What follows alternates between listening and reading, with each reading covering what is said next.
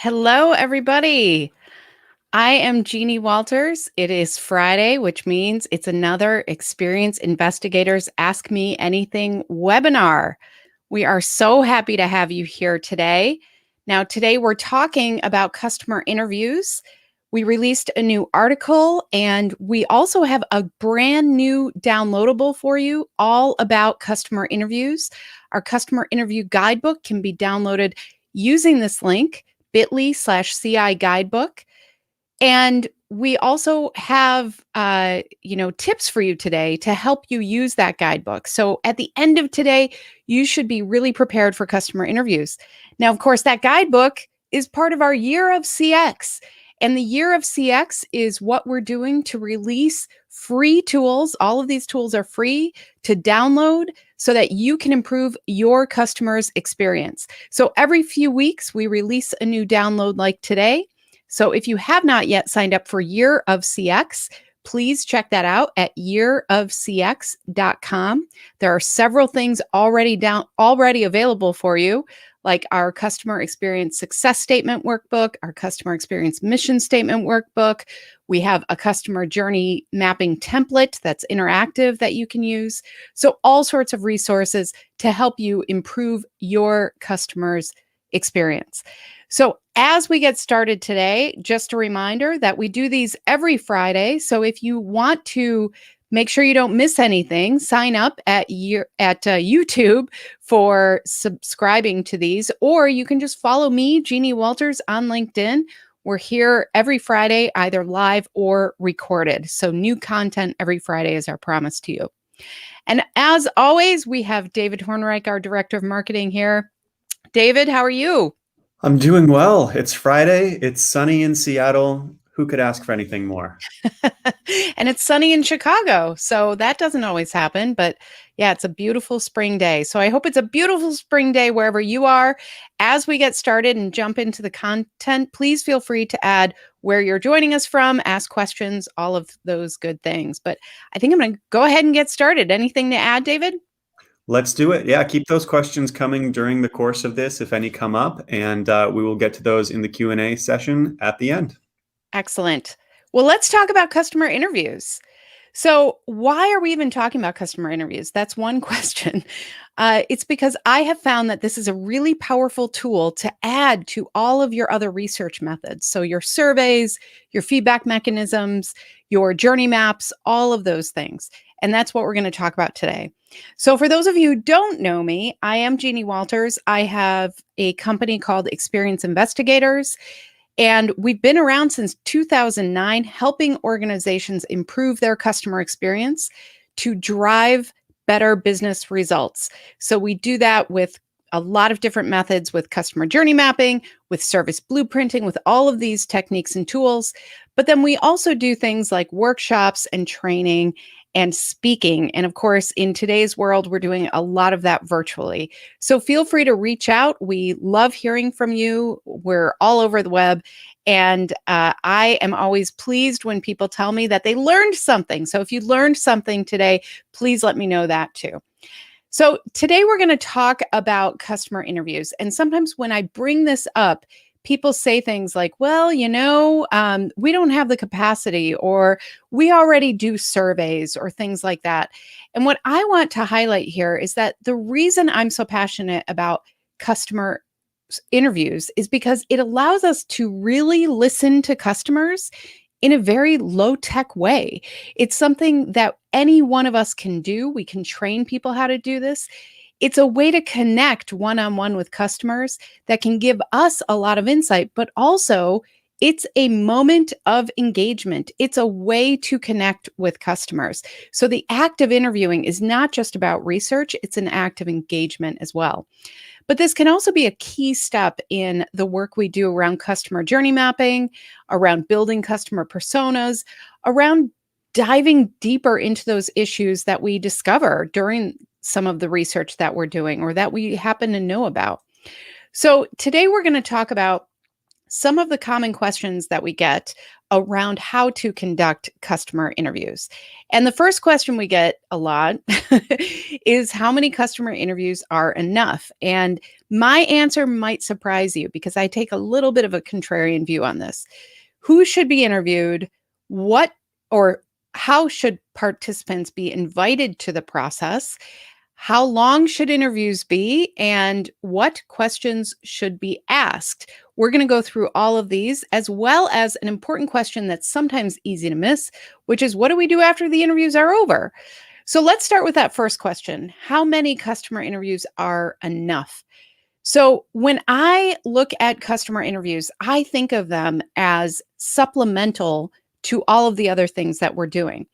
And we don't come at this from a scientifically significant market research approach. We have some wonderful partners we work with where if that's what you really need, then the market research firms out there can usually provide that. What we're trying to do is tell our customer story in a more emotional and connected way. And customer interviews allow us to do this because we hear directly from customers, because we actually see their facial expressions. We understand where they're coming from.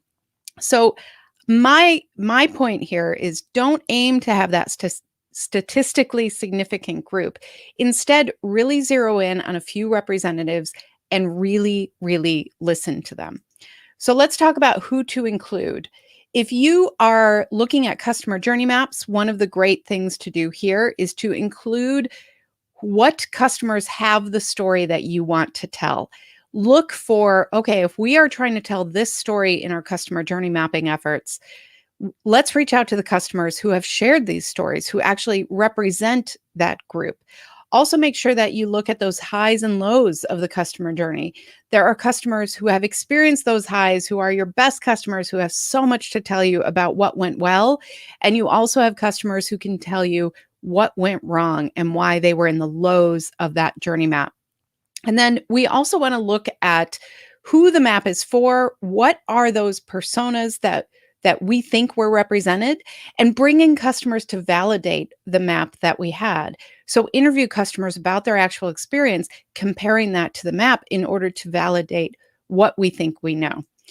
Now, if we're building customer personas, and customer personas, of course, are representations of a group of customers. So we take a group of customers, we create a persona that looks like an individual customer. Now, these are not perfect. You guys have heard me say that before. But really, when we are building a persona, customer interviews can be so powerful because, again, it allows us to hear directly from that customer and make sure that we're representing them in the best way.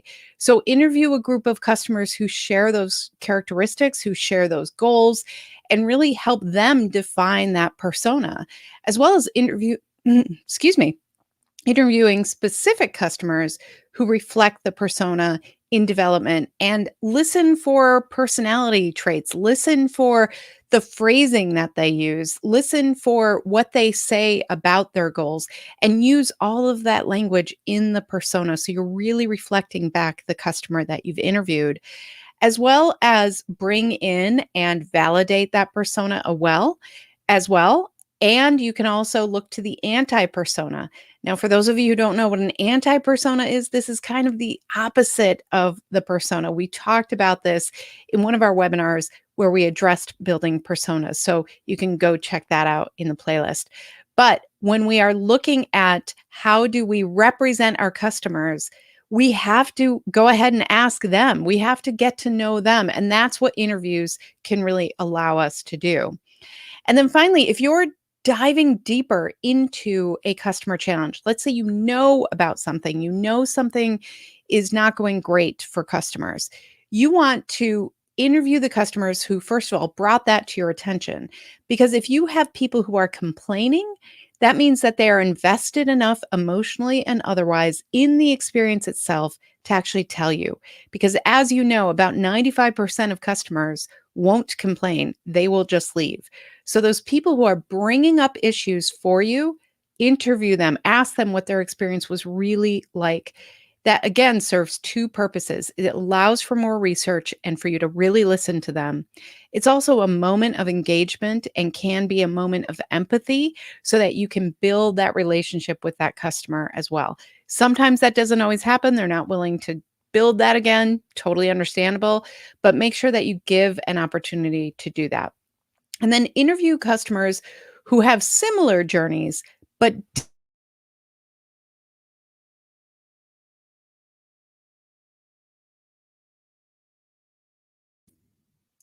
I think I just muted for a minute. Did I? Maybe. You did. Sorry, I'm But not you're sure. back now. I'm back now. So let's talk about interviewing customers who have similar journeys but didn't run into those challenges. Because if you have a specific challenge that you're looking into, make sure that you are really examining, okay, if this didn't happen to a certain group of customers, why or why not? And get their take on it. So that's another way to kind of flip the script and make sure that you're examining a whole bunch of different scenarios when you interview customers. And then you want to brainstorm solutions with customers who had those challenges and ask for their opinions. So interviews can be a co-creation opportunity as well with customers. So there are all these different ways that we leverage interviews, that we make sure that we are always listening to customers with empathy and understanding. And then how do we invite participants? This is another question we get a lot because it's not every day you say, hey, will you come in and be interviewed? So this is a little starter script, and we have this in the article that's on the blog. We have this available to you in that downloadable guidebook as well. So there are a couple different ways you can do this. But essentially, what we want to stress in this invitation is we want to say we are looking for honest feedback. We value your opinion. And in fact, in some cases, if you're bringing in a third party to do the interviews, you want to be really clear about that too and why. We're bringing in a third party because this will help us get more candid feedback. And we also want to stress that this isn't too much effort for them, right? We want to make sure that we are stressing that it's going to be quick and easy. And maybe there's a little reward that can be swag, that can be a gift card, a donation in their name, a couple different ways to think about that. Of course, we don't want to pay for feedback. What we want to do is pay for their willingness to sit down with us. And that's really, and by pay, I mean reward. So when we are looking to phrase that, just make sure that we are valuing their time and their energy and their effort in sitting down with us. And so you might have noticed that I mentioned third party expert here. And that's because a lot of times when we are brought in as a third party or others, customers will be more honest, more direct because they don't have a relationship with us. It also removes some of the implicit bias that might happen when with both the customers and the interviewer. We don't come in with a bias about that customer, about their experience, anything. What we do is we basically have a blank slate, and we are there literally just to listen and follow up with better questions. So it's a great way to do it. If you can't bring in a third party, I still would recommend you find somebody in your organization who isn't as invested, isn't as connected to that specific customer if you can, because they will be more open and honest in many ways. It's hard when you have a relationship with somebody to say, you know what, you messed up. And so if we want to hear that feedback, we need to set everything up for success so that we hear that the right way. So, how long should customer interviews be? So, here's the thing, I like 30-minute interviews. Sometimes we get so excited as CX leaders to hear from customers that we say, you know what, we're going to set up all these deep dive interviews, and that's going to be 60 to 90 minutes, and we're going to really get into their issues. But a lot of times they don't have that time. I mean, who does these days? And that limits then how many customers you can actually interview. It also gets to a point where then people are kind of conjuring things up. Instead of just answering the question, they feel like they have to fill that time. So I like 30-minute interviews, and actually these turn out to be about 25 minutes, and that's by design as well. So the way that we do that is we break it up into, 5 minutes, maybe 5 minutes, sometimes less, introductions and overview, during that time, I like to tell them how exactly their feedback will be used. I like to remind them that in many cases, we are not sharing to the client names, we are sharing overall trends. And so I reassure them that, you know what, this is between you and me. And then I'm going to bring back the insights and the trends we find back to the organization so that we can make sure that the experience for others continues to improve. And so doing that, knowing that, that also reassures them that they can be candid and honest and just give us exactly the feedback that we want to hear. We spend about 20 minutes on questions, and I'll go through some of the questions we ask. And then we close and we thank them for their time and remind them that this is really, really valuable and we really appreciate that. So a lot of times we can wrap these up in under 25 minutes. Now, it depends on the situation and everything else, but it's a gift of time that we're giving back sometimes if we can wrap up a little early. Sometimes customers have more to tell you. If you can be flexible with that and listen to them until they are kind of get that sense of closure with you, I guess, then that is worth it. But for the most part, 25 minutes usually works. So, what questions should be asked? We talk about how there are foundational questions and then contextual questions. And really, these are the foundational questions we like to ask, which is what did you like about whatever experience we're exploring? What disappointed you? Now, I ask that specifically in those words because people understand what disappointment means. If you say things like, well, what didn't live up to your expectations? People might hem and haw a little bit. If you say, what disappointed you? Then sometimes they'll come back right away. It's just a more straightforward way of asking that question. What would you recommend to the brand to improve the customer experience? And then did you shop around or did you leave for a competitor? What were those comparison points that you made? What did you like about the competitor? Why did you leave for that competitor? All of those questions lead to great insights. Now, two questions that I love to end every interview with, because we can talk about specifics all day long. And at the end, somebody will give you something that you did not even expect. And that's if you ask, if you had a magic wand, what changes would you make to the experience? And the way I ask this, I stress that the magic wand means we're not worried about money. We're not worried about resources. We're not worried about all of these things. Like, if you had that magic wand, what would that be? So sometimes they've said things like, oh, I wish I could order something and have it literally dropped in front of my door the next, 5 minutes. Great. Is that going to happen tomorrow? No. But is that aspirational? Is that something that we know people want for the future? That's still valuable information. And then, is there anything I didn't ask you that you want to tell me, that you want to make sure I hear? And that's another way to open the door and allow them to tell you about the things that maybe we didn't ask about. You'll be amazed at what people share in those moments. A lot of times they want to tell you how much they love the company. Sometimes they want to tell you about a specific employee who really came through for them. And sometimes they want to tell you about something really rotten that happened. So just be prepared to be open and hear whatever they have to tell you. So once interviews are over, we can't just say like, great, good job. We interviewed a bunch of customers. We got some stuff. What we want to do is we want to translate all of what we heard, all those trends and insights, powerful stories, and we want to share that and socialize that throughout our organization with different leaders. This is a great way to get leadership buy-in if you're using customers' real words. So a couple ways to do this. Word clouds are great for this because you can say things like, you know what, if you'll notice, the biggest word on the word cloud is frustrated. What does that tell us about how our customers feel? You can have a quote deck where you literally pull quotes from customers and you just make a little booklet, excuse me, and you say, this is what customers are really saying about the experience. You can also do a before and after story. And this is where you have one of those customer quotes or customer stories about what happened today that maybe wasn't so great. And then you show, this is what I would love to hear from customers in a year, in 3 years, in 5 years.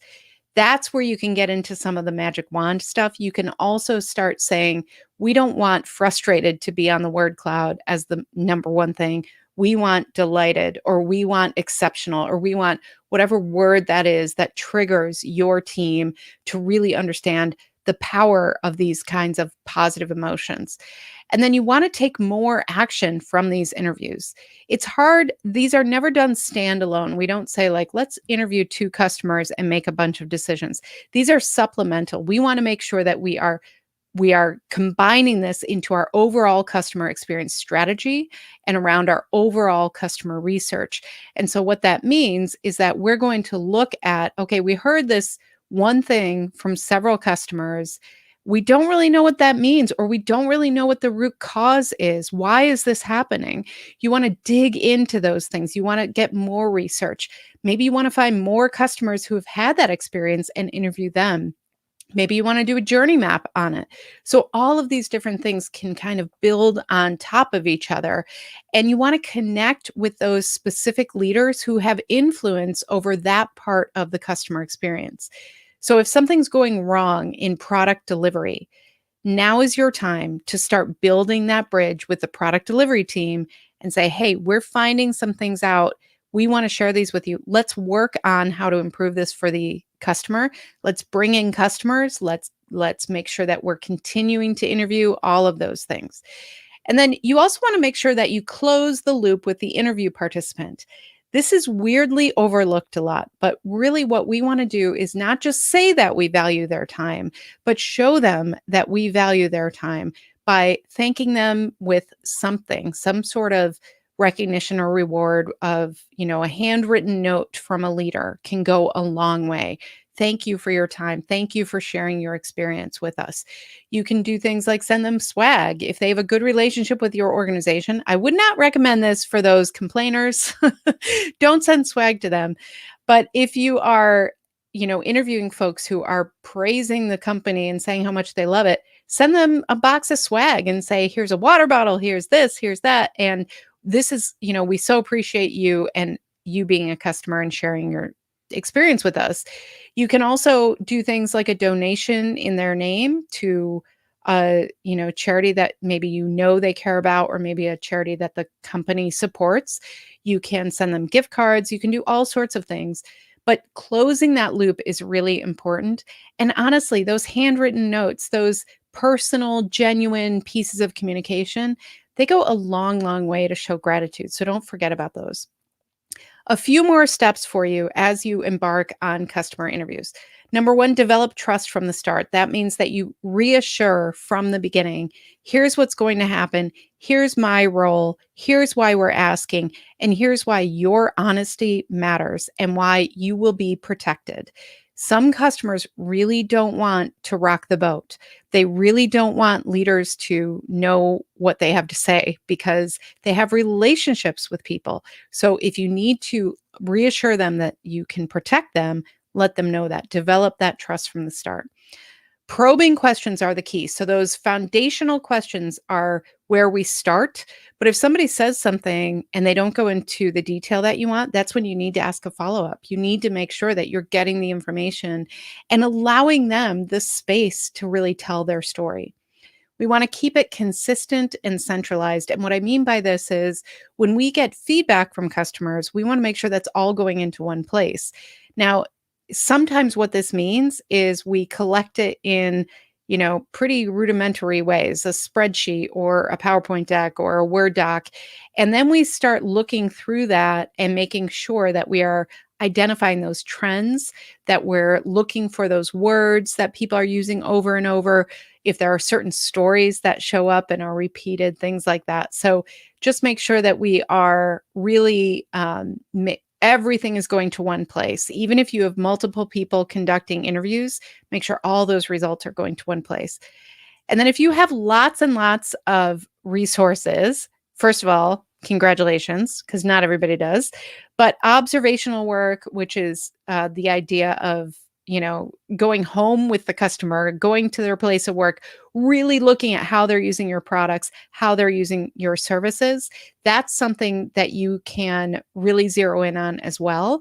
But I would also say complement that with these interviews. So sometimes the way I've seen this done with follow me home research is somebody might go send some product engineers to really look at how are people using this software or this hardware, this program, and then they make some notes about, oh, that's interesting, let's follow up on that, let's ask them why they did that.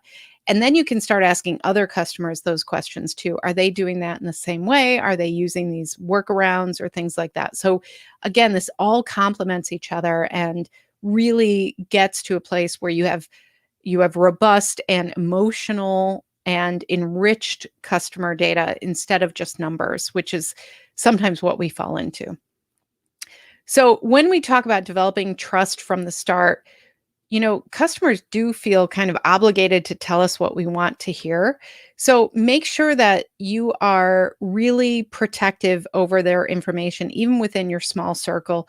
Make sure that everybody who is working on these interviews understands that you might not be able to share this data far and wide in its raw form. You're going to have to translate that into something to socialize and communicate. And then make sure that the interviewees know that they will be protected and start from the beginning and reassure, reassure, reassure. And then finally, consider that third party interviewer because that does kind of break down that fear of, oh my gosh, this is awkward. I'm going to talk to people about products that they developed. A third party interviewer can really help you bridge that gap a little easier. And then probing questions. We want to start with those foundational questions, but then really look for what else do we want to know? So, how did they feel that way? Or why did they feel that way? Let's go into that. Let's go into the emotional result of an experience with your brand. What happened next? I love this question because sometimes they stop where they think they have to stop. So they'll say, yeah, I didn't get my delivery on time. I was disappointed. Okay. What happened next? Oh, I had to call 3 times. Okay. What happened next? Well, they finally got it to me, but it was the wrong part. So sometimes you really need to guide them through their own story. And that's a great question to do it. And how did that make you feel? Such a good question. No matter what, make sure that you are getting to that emotional state, even with those customers who just want to tell you the facts. Those are ways that you can get them into that emotional experience. And we're going to keep it consistent and centralized. We are going to make sure that we have those starter questions that everybody asks, so those foundational pieces.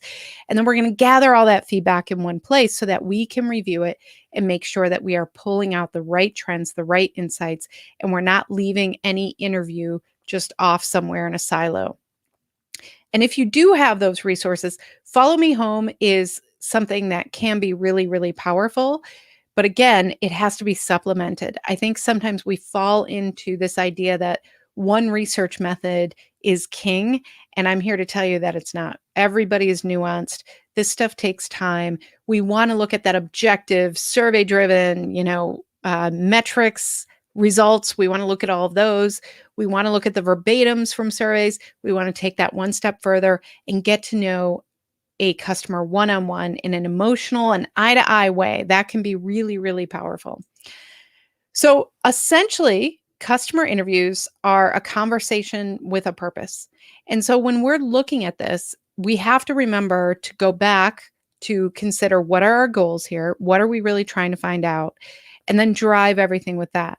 And no matter what, the purpose is always about emotionally connecting and finding those emotional insights through the experience that are created. So when we look at this and when we're trying to maybe get leadership buy-in to the idea of customer interviews, there are 2 goals here. One is absolutely research, hearing from the customer directly, getting that experience with them so that we can drive better research, better results, everything. But then the second part of this is that this is an act of engagement.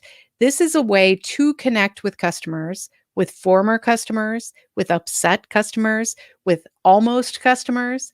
This is a way to connect with them in an emotional way. It is a powerful moment along their customer journey. So it really does serve these 2 purposes. So if you have not gone and tried customer interviewing, I would really encourage you to consider it. You can start small. You can pilot a program. You can talk to 5 to 10 customers and get tons of insights. I promise that you will, because it happens every time.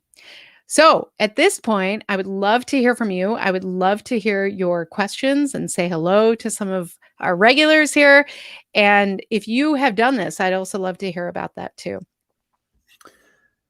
Absolutely. I want to start with a comment from Tyler that I think is spot on um, in terms of giving feedback afterwards. He says, one of my best practices is to send a "Did I hear you right?" note. Yep. This helps the customer feel heard. It also gives me the bonus input of them responding with a "Yes, and I forgot to mention." That's a great, great point, Tyler. Yeah, I think any way that we can help the customer feel heard, to your point, and I also love follow up questions like that, because sometimes they will say, "Oh, yeah," and sometimes I get names then too. Like they'll tell me about a story and they'll say, I can't remember who that was, who that employee who stepped up or that employee who let me down. And then when you follow up, they'll say, oh, I remembered it was Carol and in Tulsa. And when they say that, then you have a lot more information. So excellent point. Thank you for bringing that up. We've got a question from Saptarshi. Hi, Saptarshi, joining us Yay. on YouTube today. He says, being an interpreter, we hear lots of calls where the experience is not good and the client may lose a customer. So how do we approach his company? How does he approach his company Mhm. to do a customer interview to sort of help solve this? Well, I think you can follow exactly what we talked about. Like, use the guidebook to show them, like, we will actually get both research, both understanding of why customers are upset, and we will provide another moment of engagement. And so I would really lean on that. I would also say that if you are hearing things like at the end where they say they're not happy, I mean, that's a great opportunity to pick up the phone and just say, "Hey, we wanna hear from you. We wanna hear directly from you. Can we set up 30 minutes to find out more about your issue?" Because that will all of this stuff kind of builds on each other, and so there was something I used to have in my mirror, like when I was in college, that said energy begets energy. And I really believe that. And this is part of that. Like if you can interview one customer and find out one insight, then build that into your customer journey, and then find out from another customer about another insight, and then build on that. It all builds on each other and you'll see this great momentum. So I would say share the guidebook with them, share how it will support your customer experience success, and try to act quickly on those people who are complaining, because that is also something they want. They want to hear from you if they are complaining. And I'm just going to chime in with a follow-up question from Saptarshi, which you touched on a bit. Who do we contact in terms of management to get this process started? You know, if Mhm. we want to see it happen, who needs to be involved in our organization? Is it on a departmental level? Is it wider than that? Yes. I think the the department is certainly a really good start. And so talk to your team leader and say, you know what, if we did this, we could improve what we can control. So sometimes I know people get frustrated because I talk a lot about the overall customer journey and they're like, that we can't change all that. So change what you can. And so I would say look to your team leader first and then keep going. Like if your team leader is a believer and you start getting real results from this, then you can start sharing that throughout the organization. Two things I would recommend. One is look for the quick wins. If you are interviewing and you hear something and you go, oh my gosh, we should change that, and you change it, document that. Make sure that you are tooting your own horn, that you are telling people, you know what, we interviewed 5 customers, we heard this 5 times, we made this change, we interviewed 5 more customers, and they were really happy with this change. And so that can, if you can pull that thread throughout your storytelling, that can really make an impact as well. But I would start with your team leaders. And if you can't start with your team leaders, I would ask for permission. I would say, you know what? I want to interview 3 customers of my neighbor, and I want my neighbor to interview 3 customers of mine. And let's just see what we find out. That can be a step in the right direction too. It does take some baby steps and some quick wins sometimes to get that buy-in. So good luck, Saptarshi. I know you're always fighting the good fight. Here, here. I've got a question from Carol. Carol is just embarking on the customer journey mapping process and designing the customer experience. So she asks, what's the best way to approach customers to get involved Mm, in the interview? We talked a little bit about the email template, but are there mhm, other ways or other moments that are mhm. best for doing that outreach? Yeah, customers who complain, believe it or not, are ready to hear from you on this. And sometimes they are more willing to participate, especially if it's still kind of hot and they know that it could make an impact in their specific experience. That's a little bit of a judgment call. You have to walk that line a little bit and decide. But that's one area. And the other is when people are providing feedback on surveys, on things like that, verbatims, where they get really verbose, those are great people to reach out to as well. And when you're reaching out, I always say, like, the first thing you want to do is thank them for being a customer. That is number one. And so reaching out and saying, first, I just want to thank you for being part of our community and all that you bring. And you mentioned X, Y, and Z. We would love to know more about that. So that's one way to get very specific. If you're doing more blanket interviews and you're just trying to get, enough customers to respond, I would say, you know what? We are always trying to improve our customer experience. We have identified you as somebody that we want to hear from. We really value your time. And so this is how we will do it. So, no surprises in this. Don't let this be like something where they think, oh my gosh, is this like a full day? What are they expecting from me? Be as straightforward as you can. It does sometimes take the email, the follow up phone call, the email again. People don't necessarily think that we're reaching out to them as an individual. Unfortunately, we have kind of all been conditioned now to think all of these are mass emails and they might say my name, but they're not really emailing me. So be prepared to kind of overcome that. Make sure that you are reaching out on a one on one basis, but then they might not believe it's one on one until you follow up. So sometimes it takes that phone call, sometimes it takes something. One way I saw this done really well was the emails went out, and then the CEO's executive assistant, who was great on the phone, she called all of these people and said, the CEO has asked me to call you because we are conducting a limited amount of customer interviews and we really want you involved. And they got a huge responsiveness rate bump on that because it was so personal and it was from the CEO. And then the day that they had the interviews, they just had them kind of lined up. The CEO actually visited each one, introduced himself. It was a big deal. And so if you can find little moments like that to sprinkle in, that can really help too. And if you're on your journey, if you're just starting out, don't forget we've got that customer journey resource for you too. We've got a workbook, we've got all sorts of stuff. So hope you've signed up for Year of CX. That's right, yearofcx.com. Thanks, Carol. We've got a question from Supritha that I love. Let's get into that.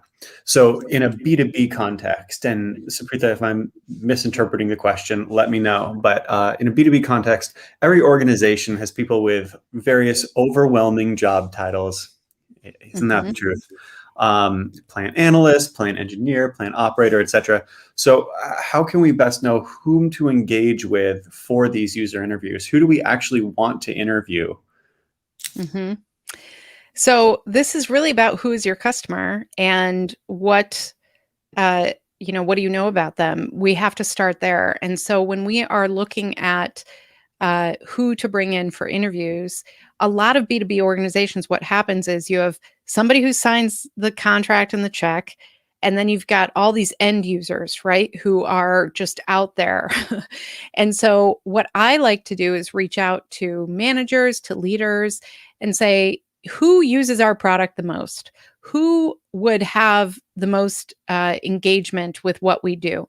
And then ask them and get to know their org chart a little bit and say, we want to talk to this group of people. how can you help us connect with that? Because usually they want to do that. If they are paying for a product or service, they want to make sure it's working for their people. And so doing that can be very effective. And then once you've identified that in one organization in B2B, a lot of times you can start applying that to other organizations as well. But I hear you that a lot of times organization to organization, it's not the same. And so, with financial services, the joke is everybody's a VP, everybody's a vice president because you can be a vice president, you can be a junior president, you can be an EVP, an SVP. And so when that happens, you do have to kind of figure out, okay, in this organization, what is the group that we want to talk to? So I would start with who is your customer, who is using your product. And if you can figure that out, and don't be afraid to ask for help on that within these organizations. If you say to them, you know what, we really care about the experience that your employees have with our product or service and have with our brand.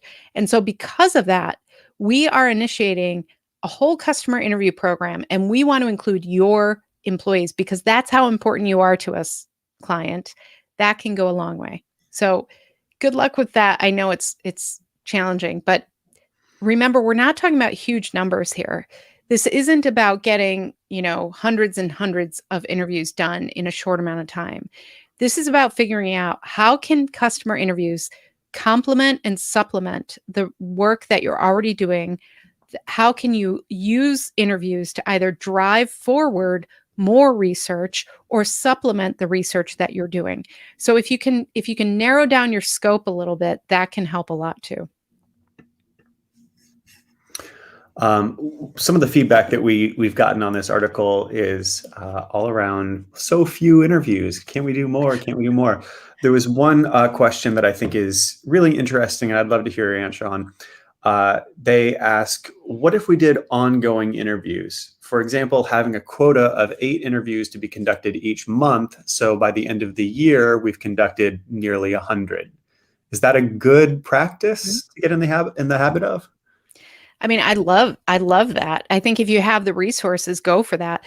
The challenge, though, is to keep it related to goals and outcomes. Because at the end of the year, if you interview 100 customers and you've done nothing with those insights, if you haven't followed up with those customers, if it's not related to your overall customer experience strategy and goals, then you're wasting time. So make sure that just like any other customer feedback mechanism that you're using, it's tied to both outcomes and actions. And if you can't identify what you will do with these insights, then customer interviews are really wasting everybody's time. It has to be related to that. So if you have a quota of 8 per month or whatever you said, I can't remember. I think it was 8 per month. Then what will happen is it's easy to fall into tactics. It's easy to say, well, check, check, check. We've interviewed our 8. But what you want to do is make sure that every month you're getting better. Every month you're relating that back to actual action to improve the customer experience. And if you do that well, you can actually use the interviews to validate those changes, to say, you know what, we made this change. How did that work for you? So it doesn't necessarily mean 8 new customers. You can actually go back and ask certain customers again and say, we changed this based on the feedback you gave us. What do you think now? So there are different ways to do that, but I think it's great if you have the resources to have those goals, as long as they're connected to the bigger picture. That's a really important distinction. Thanks. Another question from email. Tips for finding someone in our organization to conduct the interviews who can be impartial, but also has the institutional knowledge to be able to understand customer answers and ask smart follow-up questions. Mm-hmm. That's a great question too. So I would say we sometimes overemphasize the need for institutional knowledge. And the reason I say that is because I can go into a lot of different organizations with very little knowledge on all the histories that they've had. As long as I understand the basics, then I can just ask more questions. And that's the beauty of it. So if you have folks in your organization who have a lot of institutional knowledge, that can actually work against you a little bit in these interviews, because what they'll want to do is defend the process and the organization. So somebody might say, well, I never heard from you guys about XYZ. And that person might say, no, there's an automatic email that went out. You just didn't see it, but that's in your inbox. Things like that. In a way, we have to be totally open to the customer's experience. And so if you're looking for somebody in your organization who can do these interviews, I would encourage you to actually look a little outside of where you might always look, because if you have people who are full of empathy and understanding, if they're good listeners, if they understand the basics and the products and services that you sell in general, those are great people. So that could be folks like if you have a research department, of course, that's great. But you could also look to maybe people in marketing to ask people who have had experiences with product, or you ask product people to interview folks about marketing. So look beyond your organizational structure a little bit and think about the roles and the traits of people. So if you have people who you know are really good at diplomacy, let's say, if you know that they're very good people, then those are who you're really looking for. But I wouldn't get too hung up on that institutional knowledge question, because in a way, being naive is your friend here. If you don't know enough, then you're going to ask more questions and be more open to those answers. That's very interesting. Well, that's going to do it for our questions today. Just a reminder, of course, you can get the customer interview guidebook at bit.ly/CI guidebook, all one word. And that is one of our Year of CX resources, which you can get all of with one sign up super quick at yearofcx.com. Otherwise, Jeannie, any final thoughts? I just, I think this is such an interesting topic, because when we talk to customers, we are really practicing what we preach. When we are CX leaders, it is really easy to get hung up in the tactics of customer experience management. It's really easy to start talking about people as if they are just part of numbers. And what customer interviews do, it allows us to connect to the humanity, to make sure that we are remembering these individual people that we are serving. And even if you're in B2B, there are individual people that you are serving. And customer interviews allow us to really connect with that individual person. So thank you all so much for being here. Thank you for all the work that you do with your customers. And we are just always thrilled to be here for you, to serve, and to also hear all of your wisdom. So thank you for sharing with the community. Again, I'm Jeannie Walters, and if you want to reach out to me, please feel free to do that. Sign up for Year of CX. We have all those resources for you to continue to deliver on your customer experience. The mission of my company is to create fewer ruined days for customers. And with you being here today, you're helping me live that mission. So thank you so much. We will be here again next week and every Friday. So be sure you subscribe or follow me on LinkedIn so you don't miss out. Thanks, everybody. Have a great week.